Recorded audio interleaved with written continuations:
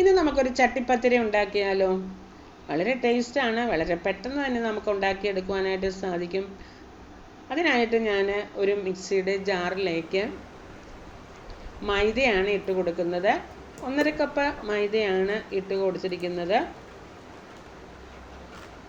ഇപ്പോൾ 1.5 cup, 1 cup ആദ്യം ഇട്ടു, പിന്നെ ഒരു 1/2 കപ്പും കൂടി ഇട്ടു, അങ്ങനെ 1.5 കപ്പ് മൈദ ഇട്ട് കൊടുത്തു. അതിനുശേഷം അതിലേക്ക് 1 ടീസ്പൂണോളം ഉപ്പും കൂടി ഇട്ട് കൊടുത്തു. അതിനുശേഷം ഒരു മുട്ട അതിലേക്ക് ഒഴിച്ചു കൊടുക്കാം. പിന്നീട് ഞാൻ 1 കപ്പ് വെള്ളം എടുത്തിട്ടുണ്ട്. ആ വെള്ളം കുറേശ്ശെ ഒഴിച്ചു കൊടുത്ത് ഒരു സ്പൂൺ കൊണ്ട് ഇതുപോലെ ഒന്ന് കലക്കിയെടുക്കാം. അത് കുറച്ച് വെള്ളം, നമുക്ക് ഒത്തിരി അങ്ങ് വെള്ളം നീണ്ടു പോകരുത്. സാധാരണ ദോശമാവിൻ്റെ ആ പരുവത്തിൽ നമുക്ക് വെള്ളം ഒഴിച്ച് കുഴച്ചെടുക്കണം, അല്ലെങ്കിൽ നമ്മളത് മിക്സിയിലിട്ട് അടിക്കുമ്പോൾ അത് ആ ബ്ലേഡ് അങ്ങ് സ്റ്റക്കായി പോകും. അപ്പോൾ അതുകൊണ്ട് തന്നെ ഞാനൊരു പകുതി എടുത്ത കപ്പിന് പകുതി വെള്ളം ഒഴിച്ചു കൊടുത്തു, 1/2 കപ്പ് വെള്ളം ഒഴിച്ചു കൊടുത്തു. ഇനി നമുക്ക് മിക്സിയിലിട്ട് ഞാനൊന്ന് അടിച്ചുകൊണ്ട് വരാം. ഞാൻ നന്നായിട്ട് ഒത്തിരി അങ്ങ് അടിക്കുകയൊന്നും വേണ്ട, ജസ്റ്റ് ഒന്ന് കറക്റ്റ് എടുത്തുകൊണ്ട് വന്നിട്ടുണ്ട്. നമുക്ക് ഈ ഒരു കൺസിസ്റ്റൻസി ആയിരിക്കണം, ഒത്തിരി അങ്ങ് നീണ്ടും പോകരുത്, എന്നാൽ ഒത്തിരി അങ്ങ് കട്ടിയും ആകരുത്. ഈ ഒരു രീതിയിൽ നമുക്ക് അത് മിക്സിയിലിട്ടൊന്ന് കറക്കി എടുത്ത് ഞാൻ കൊണ്ടുവന്നിട്ടുണ്ട്. ഇനി നമുക്കത് ദോശ ഉണ്ടാക്കാനായിട്ട് തുടങ്ങാനായിട്ട് ഞാനൊരു നോൺ സ്റ്റിക്ക് പാന് ചൂടാകാനായിട്ട് വെച്ചിട്ടുണ്ട്. പാനൊന്ന് ചൂടായി വരുമ്പോൾ നമുക്ക് 1.5 തവിയോളം കോരി ഒഴിച്ച് ഇതുപോലെ ഒന്ന് നിരത്തി നമുക്ക് ചുട്ടെടുക്കാം. ഇപ്പോൾ ഒരു വശം മൊരിഞ്ഞ് വന്നിട്ടുണ്ട്. ഒത്തിരി അങ്ങ് മൊരിയൊന്നും വേണ്ട, ഒരു വശം വെന്ത് വന്നിട്ടുണ്ട്. പിന്നെ ജസ്റ്റ് ഒന്ന് മറിച്ചിട്ടതിന് ശേഷം ഒന്ന് വെന്ത് കിട്ടിയാൽ മതി. നമുക്ക് 2 വശവും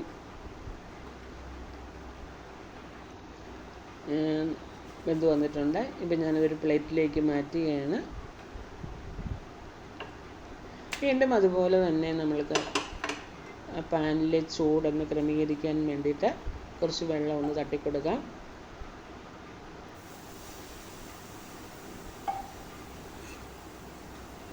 ഇനി വീണ്ടും അതുപോലെ തന്നെ മാവ് കോരി ഒഴിക്കാം.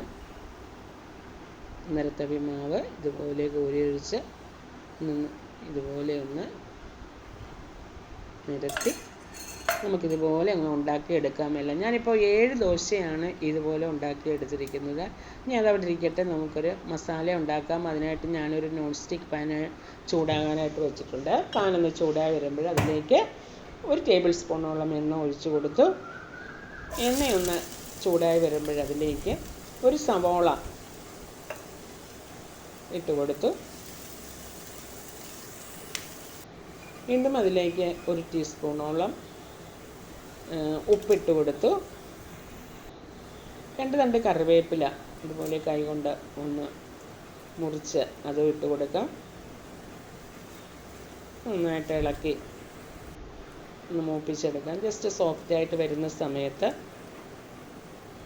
അതിലേക്ക് നമുക്ക് ഇഞ്ചി വെളുത്തുള്ളി പേസ്റ്റ് ഇട്ട് കൊടുക്കാം. 1 ടീസ്പൂണോളം ഇഞ്ചി വെളുത്തുള്ളി പേസ്റ്റ് ഇട്ട് കൊടുത്തിട്ടുണ്ട്. അതും കൂടി കൂട്ടി നന്നായിട്ടൊന്ന് ഇളക്കി മൂപ്പിച്ചെടുക്കാം. ഇപ്പോൾ നല്ല സവോളയൊക്കെ നന്നായിട്ടൊന്ന് സോഫ്റ്റായിട്ട് വന്നിട്ടുണ്ട്. ആ ഒരു സമയം നമുക്ക് മസാലകളിടാം.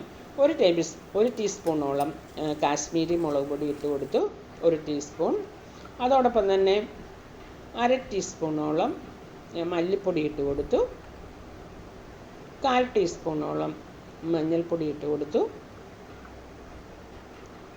1/4 ടീസ്പൂണോളം മസാലപ്പൊടി ഇട്ട് കൊടുത്തു, 1/4 ടീസ്പൂണോളം കുരുമുളക് പൊടി ഇട്ട് കൊടുത്തു. ഇത്രയും മതി മസാല. ഇനി നമുക്ക് നന്നായിട്ട് ഇളക്കി അതിൻ്റെ പച്ചമണമൊക്കെ മാറുന്നത് വരെ, മസാലകളുടെ പച്ചമണമൊക്കെ മാറുന്നത് വരെ ഒന്ന്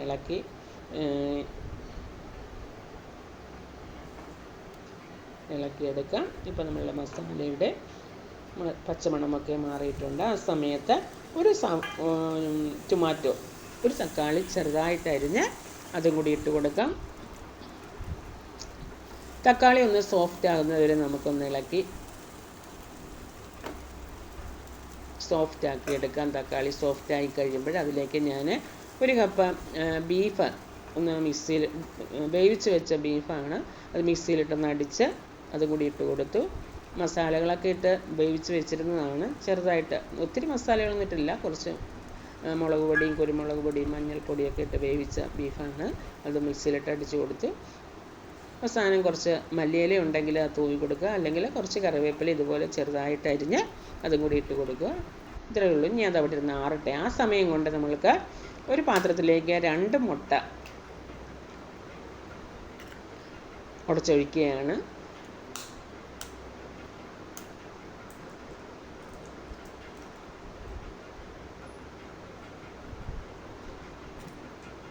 മുട്ട ഉടച്ചൊഴിച്ചതിന് ശേഷം അതിലേക്ക് 1 ടീസ്പൂണോളം ഉപ്പ് ഇട്ട് കൊടുക്കാം.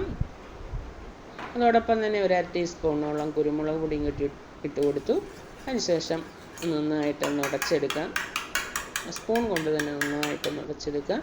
അപ്പോൾ ഞാൻ നന്നായിട്ട് ഉടച്ചെടുത്തിട്ടുണ്ട്. അതോടൊപ്പം തന്നെ 1/4 കപ്പോളം പാല് അതുകൂടി ഒഴിച്ചു കൊടുക്കുകയാണ്.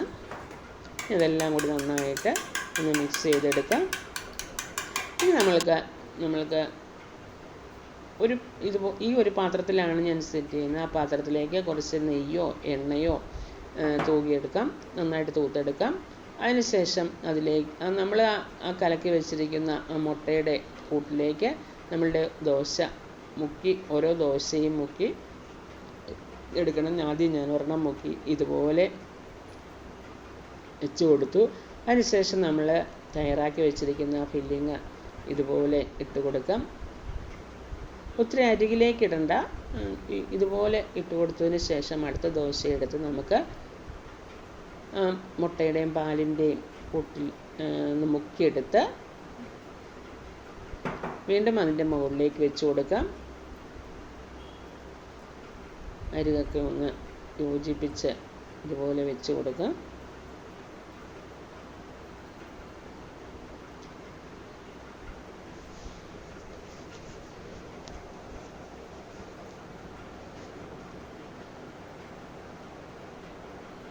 അതിനുശേഷം അതിലേക്ക് ആ ഫില്ലിങ് ഇട്ട് കൊടുക്കാം.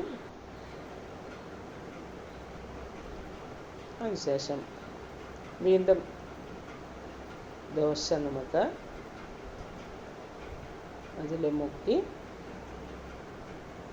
മുട്ടയുടെ കൂട്ടിൽ മുക്കി നന്നായിട്ട് മുക്കിയതിന് ശേഷം ഇതിൻ്റെ മേളിലേക്ക് വെച്ച് കൊടുക്കാം.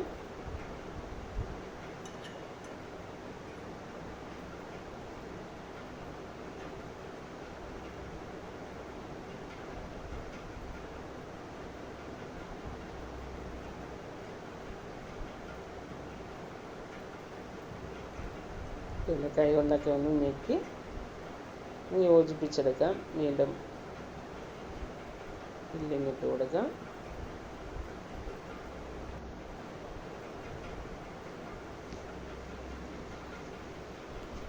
അടുത്ത ദോശ ഇതുപോലെ തന്നെ അതിനകത്ത് മുക്കി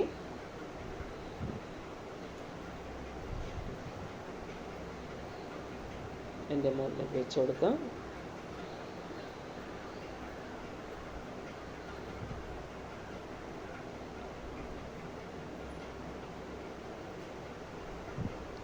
വീണ്ടും ഫില്ലിങ് നിറച്ച് കൊടുക്കാം.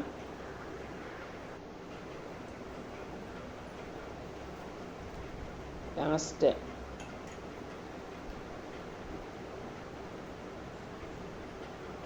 ദോശകൾ നന്നായിട്ട് മുക്കി അതിൻ്റെ മേലിലേക്ക് വെച്ച് കൊടുക്കുകയാണ്.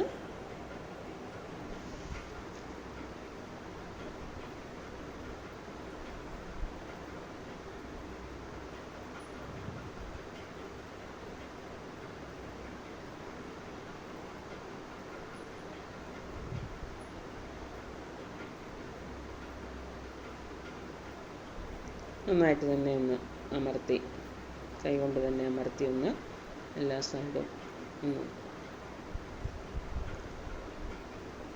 അതിനുശേഷം നമ്മളുടെ മുട്ടയുടെ ബാക്കിയുള്ള ഭാഗം അതിൻ്റെ അരികിലേക്ക് ഇതുപോലെ ഒന്ന് ഒഴിച്ചു കൊടുക്കാം.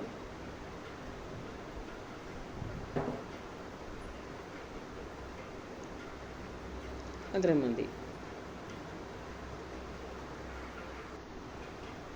ഇനി നമ്മൾക്കത് ആദ്യം നമ്മൾക്ക് ഒരു ലോ ഫ്ലെയിമിൽ വെച്ച് നേരെ ആ പാത്രം അതിൻ്റെ മുകളിൽ ഗ്യാസ് അടുപ്പിലേക്ക് വെച്ചിട്ട് ലോ ഫ്ലെയിമിലായിരിക്കണം. എന്നിട്ട് മൂടി നന്നായിട്ട് വയ്ക്കുക ഒരു 5 മിനിറ്റ്. അതിനുശേഷം നമ്മൾക്ക് അതൊന്ന് ഇറക്കി വെച്ചു ഒരു പഴയ നോൺ സ്റ്റിക്ക് പാൻ വെച്ച് അതിൻ്റെ മുകളിൽ വേണം ഇനി ഒരു 10 മിനിറ്റ് മീഡിയം ഫ്ലെയിമിൽ വെച്ച് വയ്ക്കാനായിട്ട്. മീഡിയം ഫ്ലെയിമിൽ വെച്ച് ഒരു 10 മിനിറ്റ് നന്നായിട്ടൊന്ന് മൂടി വെച്ച് ഒരു 10 മിനിറ്റ് കഴിഞ്ഞിട്ടുണ്ട്. ഞാൻ വേറൊരു നോൺ സ്റ്റിക്ക് പാനിലേക്ക് ഒന്ന് കമത്തുവാണ്. അതിലേക്ക് കുറച്ച് എണ്ണ ഒന്ന് തൂത്തിട്ടുണ്ട്. അതിനുശേഷം ആ പാത്രം അതിലേക്ക് കമത്തി നമ്മളുടെ ചട്ടിപ്പത്തിരി വെന്തിട്ടുണ്ട്. കുറച്ചൊക്കെ പൊടിഞ്ഞു പോയിട്ടുണ്ട് കേട്ടോ, എന്നാലും കുഴപ്പമില്ലാതെ കിട്ടി. അങ്ങനെ വളരെ ടേസ്റ്റായിട്ടുള്ള നമ്മളുടെ ചട്ടിപ്പത്തിരി ഇവിടെ റെഡി ആയിരിക്കുകയാണ്. ഒന്നും കൂടിയൊക്കെ വേണമെങ്കിൽ മൊരിച്ചെടുക്കാം. ഞാൻ ഇത്രയും മൊരിച്ചിട്ടുള്ളൂ.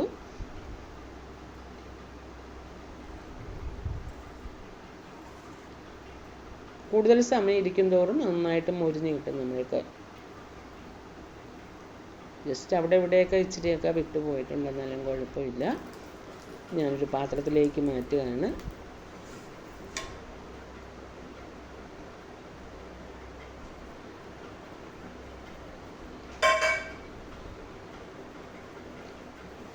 കണ്ടോ, നല്ല ടേസ്റ്റാണ്. ഉണ്ടാക്കി നോക്കണം, വളരെ ടേസ്റ്റാണ്. കുട്ടികൾക്കൊക്കെ വളരെ ഇഷ്ടപ്പെടും. ഞാനൊന്ന് മുറിച്ച് നോക്കാം, ഒന്ന് മുറിച്ച് കാണിച്ചു തരാം നിങ്ങളെ.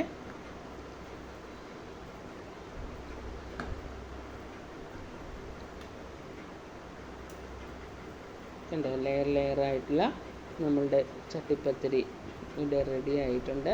നല്ല ടേസ്റ്റാണ്, എല്ലാവരും ഉണ്ടാക്കി നോക്കണം.